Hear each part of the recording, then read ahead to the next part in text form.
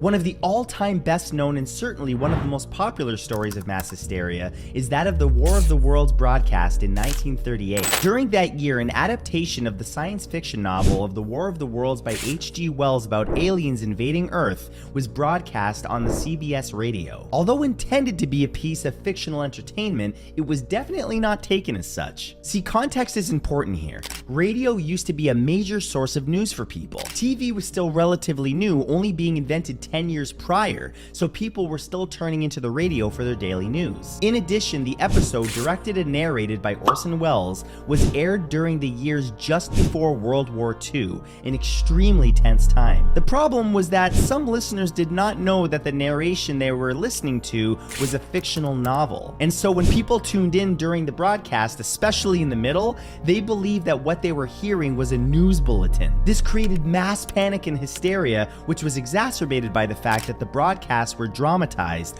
over a series of news broadcasts, not just one. By that afternoon, what was intended to be fiction had actually become reality. Thousands of people took to the streets of New York and New Jersey, panicking and looking up at the sky to see little green creatures and where they were landing. It even made news around the world, but was eventually announced as a hoax by police over the course of the next hours. Although this angered a lot of people, it actually skyrocketed Orson Welles into popularity, and he was actually offered a movie contract from a major Hollywood studio, from which the movie Citizen Kane was born. That movie is now regarded as one of the greatest films ever made.